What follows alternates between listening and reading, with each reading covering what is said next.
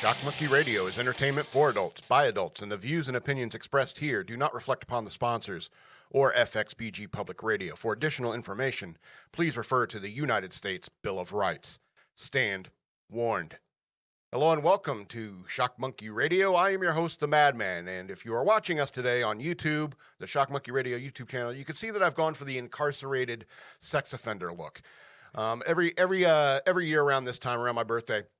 It's not my birthday yet, on the 6th. 6th is my birthday. Every year around this time, I feel like I have to see my chin, just to remind myself of why I grow the goatee, because I have this weak chin. I don't have a jaw like an anvil, like a Stark, you know what I mean? So I got to remind myself why I do this. But I kind of left the mustache because I like the mustache, when I was in the Navy, I tried to grow a mustache for regulations, but when the regulations in the military for mustaches are ridiculous. And if the only thing I can describe it as is if you've seen that movie Hulk, with Eric Bana and Jennifer Connelly, Sam Elliott plays General Ross in that.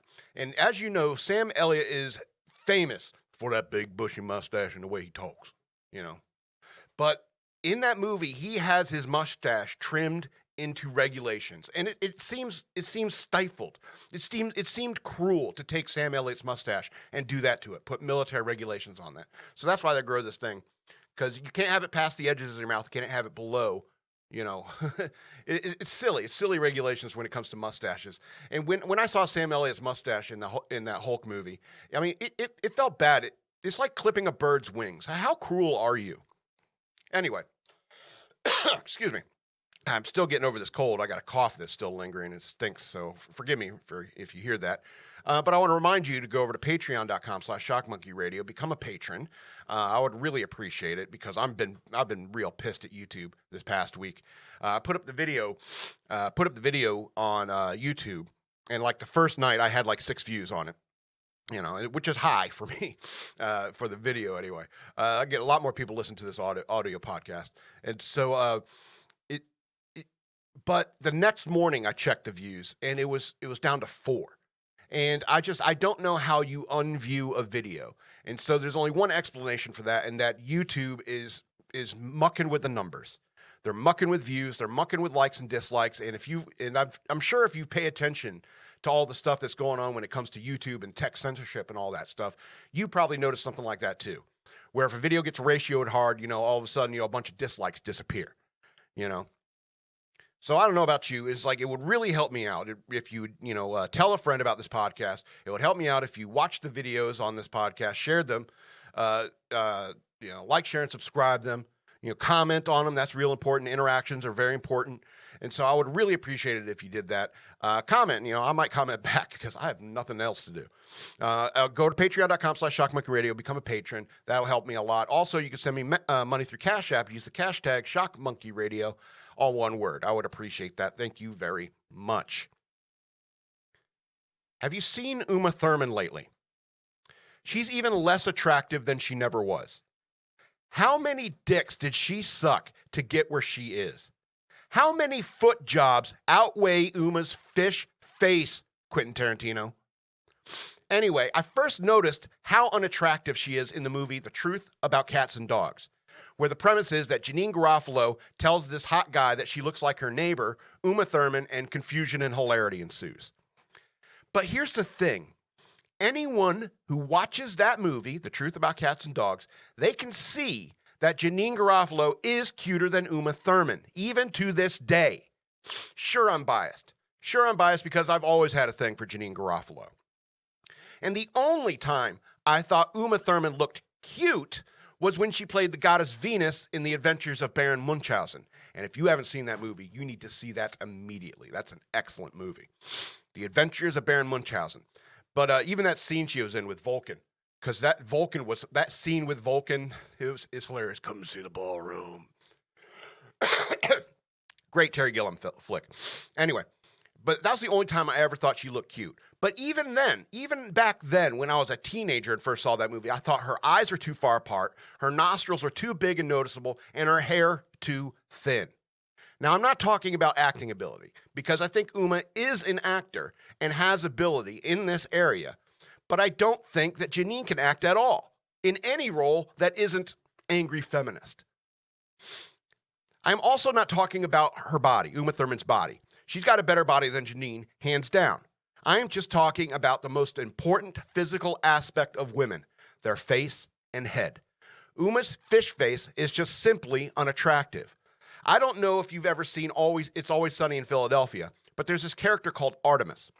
And Artemis is chonky, but she's got a beautiful face and a beautiful head of hair, making her way hotter than Sweet D, who's got a great body. Now, do you see the point I'm trying to get at? Do you see the point I'm making? I'm just sick of Hollywood casting ugly women as hotties in movies. From Mae West to Shelley Duvall to Sarah Jessica Parker, you're not fooling anyone. Knock it off. At some point, you're just either born pretty or not. But make no mistake, I wouldn't turn down sex with Uma Thurman. Once. She does have a nice body, and maybe she'd throw some money my way or hook me up with Quentin Tarantino for an elevator pitch for my Exit 13 movie. Moving on, let's go to this next one. This next rant of mine. Alien abductions. Let me start over. Are the aliens listening? Alien abductions are bullshit. I cannot ever understand why some people think aliens would come all the way across the galaxy just to probe your ass. I cannot even express how arrogant I think that concept is. If there are creatures out there that can travel across the vast distances of space, why do you think they would be interested in us? It's more likely that they would be interested in some sort of natural resource like gold or water or even radioactive elements. But apparently, the majority of what aliens come here for is to study us. Be it for breeding purposes or probing butts or implanting benign objects in our bodies. Perhaps all aliens are anthropologists. Or maybe, of all the wonderful things that exist on our planet, humans are the most interesting thing about Earth?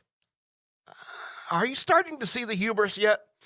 So when someone spins a yarn about how they were taken into a spaceship and fucked by an alien under the scrutiny of scientific alien voyeurs, just understand that they probably just want to be fucked by a human. I tend to think that people who make up these stories are simply lonely and want attention. Human attention. I think this says more about our society and how we treat each other, where people in our society feel so lonely and ignored that people make up sex scenarios with aliens just to be noticed. And that is reason enough for aliens to ignore us. Reason enough that it's proof that we as human beings are not that scientifically interesting. And certainly these boring people that make up these stories are not scientifically interesting enough for study. If anything, world leaders would have their asses probed more than Joe Blow from the trailer park, right? They would perhaps be the most interesting butts to look within from a scientific and anthropological standpoint. Perhaps every single American president has had their butt probed by aliens, and the CIA and the deep state go out of their way to keep this all a secret. So if I disappear tonight, you know what happened to me. I think it's more likely some gay CIA agent is more interested in probing my ass than any alien. If alien anthropologists do study us, I wonder if they monitor our media and see how we portray them as butt probers. Would they even want to study us after that? Humans are obsessed with their butts. From all the scatological humor and doing the butt and baby got back and honky tonk badonk-a-donk, how arrogant are we to think that we are interesting enough for aliens to study? Ugh, it's a good rant. Decent rant. A lot of the times I write the entire rant out and I just basically read it for the show. But I'm trying to do some more little open-ended rants and stuff like that. So I just not going to read this these next two topics like verbatim like I usually do, but I do want to talk about this one thing. I have some cannibal questions. Some questions for cannibals, or questions about cannibalism. Like, say you were a cannibal. Say you liked eating people. All right. And you liked eating people, and so naturally you become a serial killer. Right. And you're a serial killer who is a cannibal. You're like Jeffrey Dahmer or whatever. Serial killer cannibal. All right. And say you meet a friend. You meet a friend, and this friend is also a serial killer. I don't know how serial killers meet up and become friends or what they do together. I don't know anything about that. But it's just something, it's like a thought exercise. And so say these two serial killers, who are cannibals, they get together, and one of them dares the other. I say, I dare you to eat an entire human being. I dare you to eat an entire human being. And one guy said, well, I'm sure I've eaten a whole one. Or I have eaten a whole one. So no. Like Puss in Boots style. Bones and all. Puss in Boots style. And so you got all these logistical issues. You're talking about the bones, the skeletal structure. All right, let's if you remove the skin, remove the muscle, that's probably about like 60-70% of the body mass of a human being. All right. And that's all that you can take the intestines, you make, human sausage and stuff like that. You can have human steaks. You can grind up some of it, make, ground human meat for tacos or something like that for Taco Tuesdays, human Taco Tuesdays. And so, but then you have to deal with things like the bone, the brain. Brain would be okay. People eat brain. Anyway, so as greasy as that sounds, I mean, it's so that wouldn't be an issue. The eyeballs, I think, are a little too personal. Eating an eyeball seems to be real personal. Like if a serial killer kills somebody, and it's like, is like an eyeball an appetizer or something like that? I don't know. I do know that it's like one of the first things, like if you die and you have a bunch of cat ladies, and you have a bunch of cats, and the cats will start eating your face first. And I think a lot of that has to be personal when it comes to, because you do know that, right? If you have a bunch of animals or any animal in your house, it's probably going to eat you after you die, and you're not found right away. Like if you live alone with animals, and you die, and it's going to be a couple days before someone discovers that you died, you're going to get eaten a little bit. That's just that's the laws of nature. All right. And so the question becomes, the bones, the teeth, the fingernails, these all become very difficult when it comes to consuming an entire human being. And so if this one cannibal challenges another to eat an entire person, that means it's like, well, then they could have this conversation. It's like there's that dude in the Guinness Book of World Records who he eats motorcycles. You'll eat an entire motorcycle. He ate an airplane once. And how do you do it? Do one little bit at a time. So you'd have to take these human teeth and swallow them, pop them in your mouth and just swallow them. I guess you could chocolate coat them if you wanted to, but you don't want to bite into them anyway. And then even the bone you'd have to carve up, slice real thin and eat a lot, and could mess up your body, but you could do it. I think you could do it. And if it kills them in the process, it's only a cannibal that's dying. So my point is that I just have these questions. It'd be like, has any cannibal ever done this? I was like, go ahead and email me, madman@fxbgpr.com, if you are a cannibal and you can explain to me, is like, what do you even, if you don't eat the teeth and the bones, what do you do with them? What do you do with them? Is that the only thing you bury? I don't know. I mean, and then you talk about skin. The skin is interesting. I think Ed Gein, he made lampshades and stuff out of this, got curtains out of human skin. I mean, the guy, I guess he was a little pragmatic in the sense is well, can't let it go to waste. And went through all this trouble killing this person. So I don't know. It's just, it may be a grotesque kind of thought process, but it's the kind of thing that pops in my head every now and then. And, it's not like I have any serial killer tendencies or anything like that, but it's just something I wonder about from time to time. If I were a cannibal, if I were a serial killer cannibal, I would challenge another cannibal to do this. Eat an entire person, Puss in Boots style.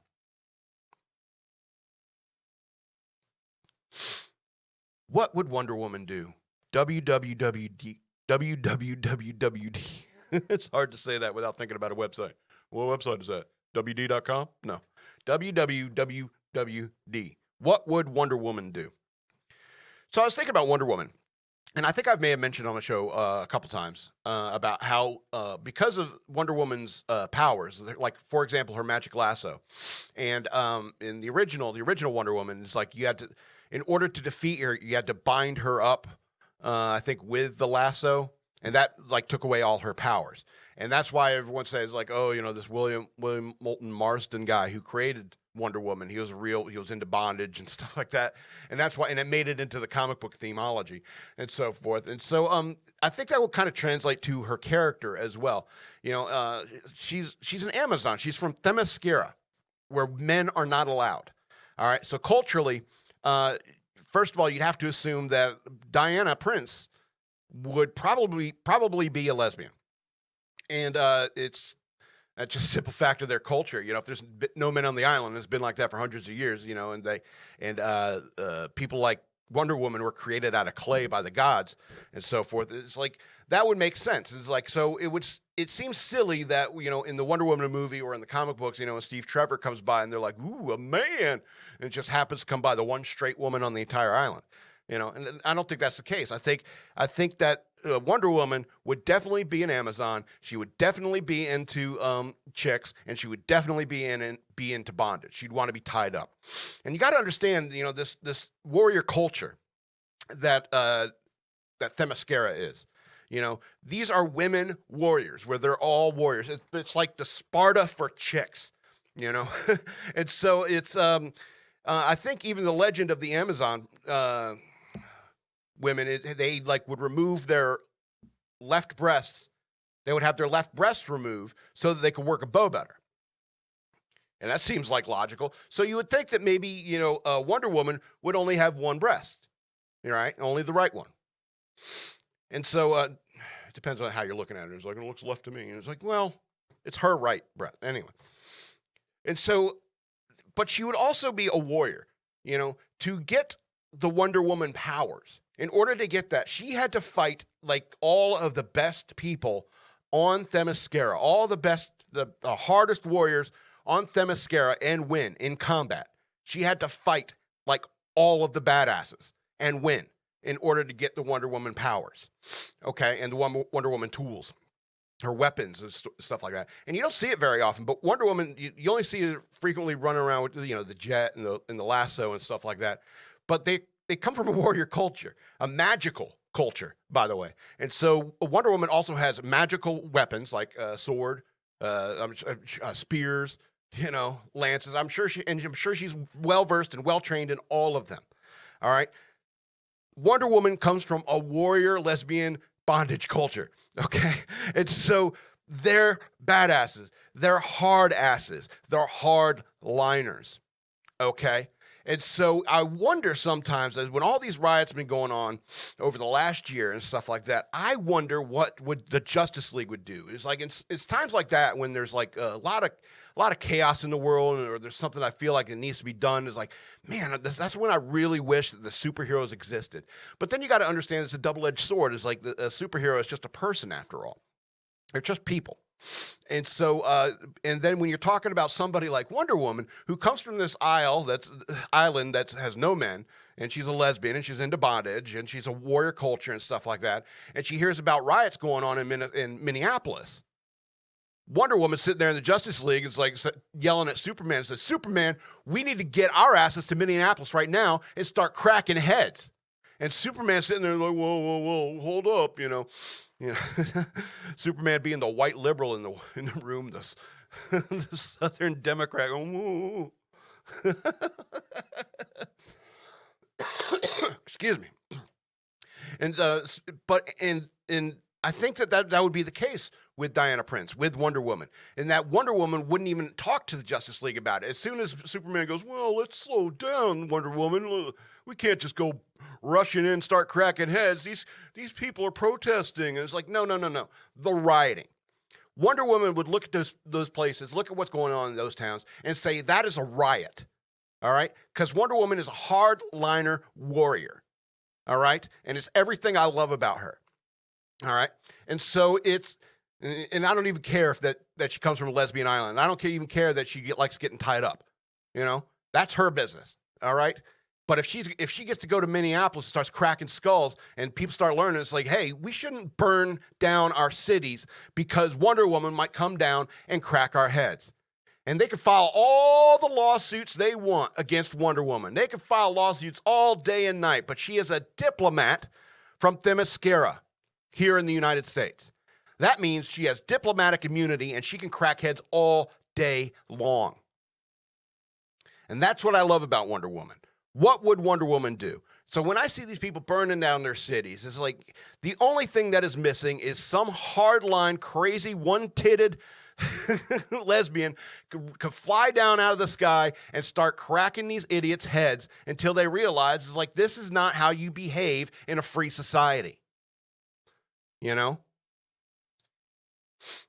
Wonder Woman would be a hardliner, just like me. And that's what I love about Wonder Woman. So every time I see this stuff going on, I wonder, WWWD. Excuse me, I know that's disgusting. Anyway, it's going to be a short show today. So let's go ahead and get to the news worth knowing. EK, he's got a lot of things in the room, so we're not going to show the stinger. Because he's got like 5 different things going on every day of the week here at FXBG Public Radio. If you want to get into FXBG Public Radio, you can go to our website, check it out, get in touch with us. You can email admin@fxbgpr.com or me, madman@fxbgpr.com. If you want to get in, like create a show, it's very reasonable prices. Right now, it's $15 an hour for like one camera, one mic setup, like I have right here. Anyway, so let's go ahead and get to the news worth knowing with something close to home here. Let me wet my whistle. Hold on. All right. Something close to home. This is from the New York Post because I couldn't find anything on Fox News about this. Unarmed black man on breathing machine after a Virginia police shooting. A 32-year-old unarmed black man who was shot by a Virginia sheriff's deputy who had just given him a ride home is reportedly on a breathing machine and in critical condition. Isaiah Brown was shot Wednesday after speaking to a 911 dispatcher near his home in Spotsylvania County to report a domestic dispute with his brother, whom he said he was planning to kill, according to police audio. I believe this happened down on Thurman Road, not very far from FXBG Public Radio Studios. The deputy who had earlier given a ride to Brown when his car broke down encountered him a second time and ordered him to drop the gun several times before opening fire. The family's attorney, David Hayes, said Brown was shot at least 10 times, according to NBC News. Quote, he's on a breathing machine and remains in very critical condition, he said, adding that Brown's condition is touch and go. Haynes said only 2 bullets have been removed from the man's body. Brown's mother, Jennifer Brown, said her concern at this point is just for my son to hopefully come home alive, NBC News reported. The attorney said Brown's family was incredulous that Sheriff Roger Harris told a crowd of Black Lives Matter protesters that the deputy who shot Brown actually saved the gentleman's life. Quote, I believe that the sheriff was reporting to the fact that he performed CPR and of course he was as he of course is required and trained to do, Haynes said. But it is incredible that he would make that statement that he saved his life by rendering CPR after he's the one that shot him 10 times, he said, adding that he would formally request the full audio of the call between the deputy and the dispatcher who was on the phone with Brown. Haynes and Brown had told the dispatcher that he was unarmed, meaning, quote, this is clearly a failure of communication between dispatch and the officers that arrived on the scene. Quote, he made it totally clear that he did not have a weapon, that he did not have a gun, and he was calling for assistance from 911, he said. In fact, the same deputies had just given him a ride and assisted him with a broken down vehicle just in the past 30 to 45 minutes, but before they knew exactly who he was not armed and not dangerous, Haynes added. The attorney said when Brown got home, he called 911 because his brother wouldn't let him into his mother's room to retrieve his car keys and other items, according to the audio. The dispatcher appears to be aware that police had just driven him home. Quote, your car is broken down, so why do you need your keys? The dispatcher asks. Brown could be heard threatening his brother, saying, give me the gun. Don't kill your brother, the dispatcher says. All right, Brown responds. Quote, why would you say something like that, the dispatcher adds. asks, quote, somebody needs to come here real quick, Brown replies. When asked if he is armed, Brown says nope, but tells the dispatcher that he is walking down the road with his house phone. The responding deputy appears to believe the phone at Brown's ear is a firearm. He's got a gun to his head, quote, this is a quote, he's got a gun to his head, drop the gun now, he says before opening fire. The deputy, who has not been named, was placed on administrative leave pending an investigation by a special state prosecutor, Harris said in a statement, according to NBC News. Brown's sister Yolanda said Monday that her brother is a home health aide who is the life of the party and is known for his smile. Quote, he has a good heart, he is a good person, and if anybody ever had the opportunity to meet him, they will tell you the same, she said in Network Reported. Anybody who knows if you call on Isaiah, he will be there. He will be there, she added. Okay, so this is obviously a very, it's a national story, obviously, and it's something that happened in our neck of the woods, not very far from here in Spotsylvania. So I just want to say a couple things, because I've read several stories on this particular story, and there's some accounts that say that when asked if he was armed, he said yeah, not nope. Okay, but he was. The audio does say that he said, "Give me the gun," talking to his brother. So it's reasonable to assume that the police did not know if he had a firearm or not. All right, if he and his brother were fighting over some sort of firearm, they don't know. They don't know. Being shot 10 times, that seems a little high. That seems a little high. So, what I mean to say is that, like, situations like this happen every single day. All right, it's a shame. It's a shame. But it's not always white cop, black quote unquote victim. All right. Sometimes the races are jumbled up. All right. So it's random, really. All right. So, I mean, unfortunately, it's constant fodder for news agencies. It's like, see, and because something always happens, accidents happen, it's chaos out there at times. And so there's always going to be another news story around the corner. So no matter how many verdicts or just verdicts you think you get, it's not going to put an end to anything like this, because it's not about racial motivation. All right. It's about the nature of crime and law enforcement in many ways. And certainly we can have conversations about how we improve upon that, upon the nature of our law enforcement. Absolutely, let's have those conversations. But the answer is not just shutting down the police or hating the police or thinking that all white people are racist and you can't get on the police force unless you're racist, because it's just not true. It's just not true. And if you think that, maybe you need to get out and meet more people, because people aren't racist. All right? In America, people are not racist. We are the least racist country on earth. Go anywhere else and see for yourself. Anyway, let's go on to the next story. It's going to be a short show today. Just FYI, EK. Biden administration sanctions Russia over 2020 election interference and SolarWinds hack.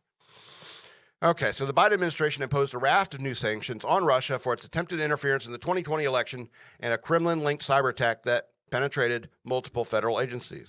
Why are you mad? They helped you win. The new measures announced Thursday by the Treasury Department's Office of Foreign Assets Control Sanction 32 entitles entities and individuals who sought to influence the outcome of the November election last year under orders from the Russian government.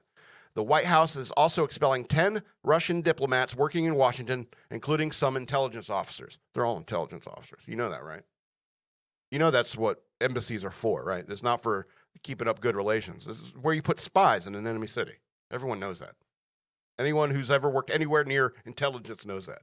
Anyway, in addition to those actions, the Biden administration is barring U.S. financial institutions from buying Russian bonds directly from the Russian Central Bank, Finance Ministry, and Sovereign Wealth Fund, limiting Moscow's ability to borrow money. Those limits will take effect June 14th. Finally, the U.S. said it would sanction 5 individuals and 3 entities related to Russia's occupation of the Crimea region of Ukraine, where its severe human rights abuses against the local population. These actions are intended to hold Russia to account for its reckless actions. We will act firmly in response to Russian actions and that cause harm to our allies and partners, Secretary of State Anthony Blinken said in a statement.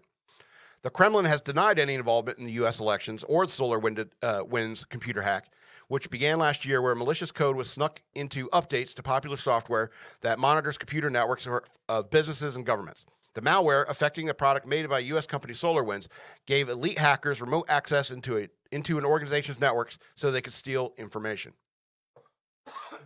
Excuse me, this cough, can't kick it. The White House also said that Biden is using other channels to respond to reports that Russia offered bounties for attacks on U.S. and allied forces in Afghanistan. Biden informed Russian President Vladimir Putin about the sanctions during a phone conversation on Tuesday, according to National Security Advisor Jake Sullivan. Biden proposed a potential summit meeting between the two world leaders in the coming months during the call, Sullivan said. Russia swiftly denounced the actions and threatened for a tit-for-tat retaliation. During a press conference after the sanctions were announced, Russian Foreign Ministry spokeswoman Mira Zarkova, hope I got that right, warned that, quote, such aggressive behavior will undoubtedly trigger a resolute retaliation. Did you say that in English? It's pretty good. Quote, Washington should realize that it should have to pay a price for the degradation of bilateral ties, she said, adding that the responsibility will fully lie with the United States. The actions represent the second major round of sanctions imposed by the Biden administration against Russia.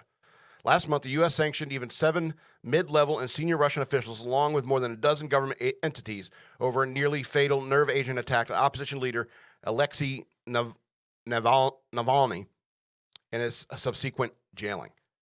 Okay, so there's a lot in here. First of all, this idea of the bounties on U.S. troops, I mean, that seems silly. Russia's not that rich. Okay, that's silly. I think that it's weird when the Democrats have become the war hawk party. You know, Trump had tried several times to talk with Putin. And I'm sure he wanted to talk about what was going on in Crimea. And if you know anything about that region, if you know anything about history, that's been a volatile region for a long, long time. And Russia and Crimea have had a long history of, like, you know, fighting each other. You know, you look at Russia on a map and you think it's all one big happy country, and it's not. It's, first of all, it's Russia. Secondly, is like there's regional peoples, there's regional dialects and stuff like that. You know, and they have disagreements with governments and so forth. But because of the nature of Russia, the way Russia does business, they're more likely to come in there and, like, kill some people with nerve agents and stuff like that. Because that's what they do. Anyone who speaks out against the government, that's how Russia rolls. All right. But here's the thing: you got these Democrats. They're pro-war. They're pro-war. Donald Trump rather talk to these guys, you know, see if we can settle it peacefully without actually going to wars or anything like that. But it seems like instead of dealing with our real enemy, China, the Democrat administration that we have is trying to focus on a 1980s enemy. You know, Russia is not that scary anymore. You know, it just isn't. All right. And so it just bothers me that I feel like we don't necessarily need to get involved in this, especially if you're not getting involved with something like Hong Kong. You know, why is Crimea more important than what's going on in Hong Kong? I'm not saying any one is more important than the other, but how have we kept quiet about what's going on in Hong Kong? It's because of all the Chinese money that's in our media companies, our internet companies, our tech companies. People don't want to have that conversation about the freedom of the people in Hong Kong. They'd rather have you talking about Crimea. And that's what's messed up about it. That's what's messed up about it. You want to think that Russia's some big, horrible enemy that's real scary. You're wrong. You're wrong. We could flatten them easily. But we don't want to do that. We don't want to do that. And even if we could flatten any country, you know, most countries, I would say we could flatten easily. I mean, there are some that would give us trouble, like China. But we need to stand up to these people, you know. And for some reason, you know, if by giving you something else to focus on, you're missing the bigger picture, because Hong Kong is a very, very huge place. Lots and lots and lots of people there. And, you know, and before China started taking over and then they went silent, they were flying American flags saying we want our freedom and stuff like that, and we ignored them. collectively as a nation. And that's messed up, man. It's messed up. And so it just irritates me. It irritates me to no end that, it's like they want to do the war their way. They want to fight the enemy that they want, And it's been going on for too long. It's been going on for too long. I mean, whether it was North Korea, whether it's in, Vietnam, whether it's Iraq, Afghanistan. I know I'm a hardliner. I know I'm like Wonder Woman in that regard. I know I'm a hardliner, and I'm just like, yeah, let's go kill them all. Let's bust some heads up. But I mean, at the same time, I don't want war if we can avoid it. Anyway. All right, let's go into this hot mess here. Caitlyn Jenner's son, Bert, deletes social media as siblings reportedly embarrassed by her California governor bid. Why'd they use the H-E-R? That's a dude. That's confusing. So at least one of Caitlyn Jenner's 10 children appears to be distancing himself from the Olympians' campaigns for California governor. Whoa. If it's a girl, she's not an Olympian. It's a whole different person. Can't win men's track. You can't win men's decathlon if you're a chick. Anyway, it just seems obvious to me. All right, Bert Jenner, 42, is Caitlyn's oldest child. It appears Bert likely had knowledge of the athlete's intention to run for governor in her home state weeks ahead of her recent announcement that she is running for the California governor, Gavin Newsom's position. I'm not using these pronouns, all right? Fox News is. Bert took to his Facebook 3 weeks ago to declare that he had deleted the app in order to stay away from political discussion. You know what? That's the wisest thing I've heard of a Jenner do. Quote, just call me Hunter, FML, Bert wrote on the platform. This darn cough. While Bert's Facebook is still live, it appears he had just deleted his own access to the social media site in addition to his Instagram. His bio now reads, app has been deleted, contact me another way. On Monday, it was confirmed that the effort to recall California Governor Gavin Newsom has received the necessary number of verified signatures to trigger a recall in the election later this year. That's the actual news story right there. All right? There's going to be a recall election for Gavin Newsom. The California Secretary of State said the threshold of verified signatures reported by counties, which was set at 1.495 million, had been met. Meanwhile, TMZ is reporting that Brandon and Brody Jenner, in addition to Bert, are embarrassed by their father's campaign. All right. It's not their mother? Anyway, it's so confusing, unnecessarily confusing. The outlet, citing sources, claimed that the three siblings did not feel Caitlyn is qualified for the position and as such should not be running. Because of mental illness, perhaps? Insiders claim Caitlyn called some of her children the night before her public announcement. She has favorites. He has favorites. Her son then suggested she pump the brakes and scuttle the whole thing, the outlet reports. Man, this guy sounds smart. Furthermore, TMZ claims Kendall and Kylie Jenner, Caitlyn's youngest children she shares with ex-wife Kris Jenner, are also not expected to assist their father in the campaign efforts. The outlet claims that Kim Kardashian West, who is studying to become a lawyer, has clashed with Caitlyn as they do not see eye to eye on prison reform, something the Skims founder has made strides in recent years. Caitlyn, who previously appeared in the family's hit television show, Keeping Up with the Kardashians, announced plans to run for the governor of California on Friday. I'm in. California is worth fighting for, she tweeted. Jenner, a Republican? Also, your kid laughing at it is like, he thinks that's hilarious too. She's a Republican. Also, Jenner, a Republican, also filed paperwork to seek governorship and has hired several well-known Republican operatives to guide her burgeoning campaign. Along with her announcement, Jenner launched a website. In a statement on the website, she took aim at the Democrats' one-party lock in the deep blue state for the past decade. California has been my home for nearly 50 years. I came here because I knew that anyone, regardless of their background or station life, could turn their dream into reality, Jenner wrote. But for the past decade, we have seen the glimmer of the Golden State reduced by one-party rule that places politics over progress and special interests over people. Sacramento needs an honest leader with a clear vision. In response to Monday's confirmation that the recall has been certified, Caitlyn tweeted, "Game on, I am fighting for you, California." He promised a formal announcement to come. Representatives for Brody, Brandon, Kendall, and Kylie Jenner, as well as the Kardashians, did not immediately respond to Fox News' request for comment. All right. The issue is they would support her if she wasn't Republican. I guarantee you. I guarantee you. And that's the issue. Bruce Jenner, he was a conservative. He was a conservative. Now, but he has a problem. He has a problem. He's addicted to attention. All right. And so they could say that, Caitlyn Jenner is not fit to be governor of California. And I agree with that.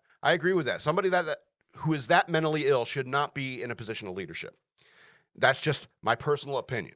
If you don't, if you don't understand that you're a dude, I think you don't have the brains for it. Okay. I don't care if you're conservative or not. And there may be conservatives out there like that on my side of the aisle who are like, all right, another conservative. It's like, no. We need to make a stand when it comes to this whole gender nonsense. All right. That's a dude, a very, very sick dude who has too much money that he got that going on. All right. I'm sorry. You got to draw a line in the sand. It's like, I cannot support you because what you stand for is incorrect. It's like, if you don't understand simple biology, I don't think you should be running any kind of office job or anything like that. All right. Why don't you just stay locked up in your mansion and don't bother anybody for the rest of your life? All right. You win a couple gold medals and you get addicted to the lifestyle. I want cameras on me. Next thing you know, you got a bunch of cameras around your house and nobody's pointing at you. And it's like, I won a gold medal. How do you get more attention? How do you outdo a Kardashian? Get a sex change. But then still claim you're a Republican. Try to claim that you're a conservative. Sorry, Bruce Jenner, you are not a conservative. So I cannot support you. But it's not like it matters because I don't live anywhere near California and never would. Because if that's the conservatives that are in California, I'm happy in Virginia. For now. We'll see what happens. Anyways, next story. Washington Post ripped for ending Biden fact-checking database for the rest of his term. Washington Post fact-checker Glenn Kessler drew fierce criticism Monday after saying he did not plan to maintain a database for President Biden's falsehoods beyond his first 100 days in office. I have learned my lesson, Kessler tweeted. Learn my lesson means who knows what the next 4 years will bring. The Post famously maintained a database of former President Trump's falsehoods during his entire term in office. Kessler called it a wild ride. We'll keep doing fact checks, just not a database, he added. In a write-up in the soon-to-be mothballed database, the Post wrote, the, quote, Joe Biden era has offered a return to a more typical pattern when it comes to a commander-in-chief and his relationship to the facts. One that features frequent spin and obfuscation or exaggeration with the occasional canard. Kessler said the Post section was the most comprehensive fact-checking outlet of Biden's presidency to date and encouraged readers to send him any of Biden's falsehoods his team may have missed from the first 100 days. Critics jumped on Kessler's admission. It was some calling it a clear sign of liberal bias to acknowledge that it would treat a Democratic president differently. Fox News reached out to Kessler for comment, but he did not respond. Kessler came under fire last week for publishing a lengthy fact check of Republican South Carolina Senator Tim Scott's claim of rising from cotton to Congress, which ultimately awarded 0 Pinocchios. The Post counted 67 falsehoods from Biden in his first 100 days. Chief among them is his repeated four Pinocchio claim that the Georgia voting law limited early voting hours. Biden also compared the law to racist Jim Crow segregation. Yeah. Well, I think this story is funny. Is like they're not even hiding it. They haven't been hiding it for a long, long time. Their bias, and I think that anyone with any sense can obviously see all that. So I mean, it's what can you do? I mean, they're a publisher. They can write anything they want, keep any database they want. I don't care, But I mean, it's silly for anyone to think as it's your responsibility as a news consumer to understand the bias that you're getting. It was like, okay, I'm getting these stories from Fox News. Absolutely. I know how to read Fox News and like filter out the bullshit. Okay? Been reading it long enough. I know how they BS. And I know how they BS because they're such horrible writers. I was like, these people are such horrible writers. How do they get those jobs? Anyway. We got 2 more stories before we call it a night. And I usually like to lighter subjects to keep things light on the way out. Intruders break into the same Denny's twice in one night to make multiple meals for themselves. All right, why was Denny's closed? I thought Denny's was like a 24-hour thing. Anyway. All right, look, they're horrible writers. Look at the sentence. It's never a good idea to go back for seconds. Who writes this crap? Anyway. All right, it's not uncommon for people to break into restaurants and help themselves to some food. Usually, however, the trespassers grab some food and then leave, since they probably don't want to get caught. One duo in Indiana, however, apparently liked the eggs at Denny's so much that they returned for seconds after stealing the initial meal. Two unidentified people entered a Denny's restaurant in Evansville, Indiana at around 2 a.m. on Wednesday morning. Gee, a lot of this stuff seems to happen around 2 a.m. Don't bars usually close around 2 a.m.? Okay, on Wednesday morning, Ozarks First reports. According to the reports, the subjects did not appear to force their way into the building, and it seems that the door may have been left open. Oops. The 2 men allegedly went into the restaurant's kitchen and prepared some eggs for themselves. After eating the food, they then left the restaurant. Just before 3 a.m., however, the same men reportedly returned to the restaurant and started preparing another batch of eggs. According to a police report from the Evansville Police Department, a worker for Denny's arrived on the scene and confronted the egg-eating suspects. The 2 men reportedly left the restaurant, and the worker called the police. Authorities had not identified the subjects as of Friday, Ozarks First reports. If the 2 men are caught, they will reportedly be facing charges of theft and criminal trespassing. I imagine times 2. It's not the first time that someone has stolen from a restaurant to feed themselves. Fox News previously reported an unidentified man who broke into a California restaurant's outdoor crab tank and made off with $100 worth of crab.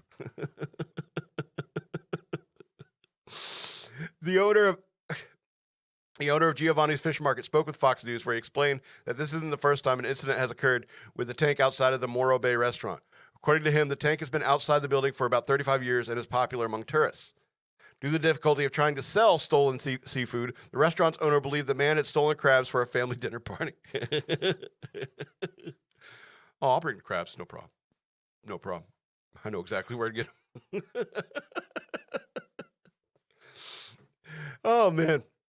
That's why I love it. Like, drunk guys will do stuff like this. It's funny. It's like, it makes me wonder, because it was 2 a.m. They broke in at like 2 a.m. the first time. Yeah, around 2 a.m. on Wednesday morning, the first time. They went in, they ate some eggs. They probably went back outside, smoked a joint, said, I could go for some more eggs. Go to Denny's and make eggs. I guess they didn't have any eggs at home. I don't know. I think it's funny when drunks do stupid little crimes like that. Anyway. Yeah. Remember last week we talked about a meth burrito? Let's talk about meth pickles. Customs and Border Patrol officers find $4 million in suspected meth hidden in a pickle shipment. U.S. Customs and Border Protection officers uncovered more than $4 million in suspected methamphetamine this month in a tractor trailer hauling in a commercial shipment of fresh cucumber pickles. CBP officers assigned to the Far Reynosa International Bridge cargo facility in Texas found the drugs on April 17th, hiding among pickles in 114 plastic-wrapped packages, officials said. CBP South Texas tweeted a picture of the drugs smuggled in the produce, describing them as funky pickles. The CBP's Office of Field Operations seized the narcotics and the tractor trailer, which contained 217 total pounds of suspected contraband, officials said. But how many pickles? Quote, this substantial quantity of hard narcotics will not make its final destination into the United States, said Port Director Carlos Rodriguez. This interdiction reinforces our officers' role in advancing CBP's border security mission by preventing dangerous drugs from entering and negatively impacting our communities. The case is being investigated by the U.S. Department of Homeland Security. Earlier this month, TSA found meth hidden in a breakfast burrito at William B. Hobby Airport in Houston. An incident occurred after a screening agent noticed an unidentifiable lump in the burrito as being brought through security by a traveler, according to a press release in the agency. Yeah, but that was just probably personal use meth. 114 pounds of it. That's trafficking, bro. What's funny is that when you see these numbers, like these seizures, these drug seizures and stuff like that, that's just the ones we catch. That's just the ones we catch. You got to understand that it's probably something like 10% of what actually gets in. It actually gets caught. So it's funny. It's like how many drugs they throw at this country, and they make so much money that it's okay to lose $4 million in meth because another 9 shipments got through, and he made so much profit. It's funky pickles.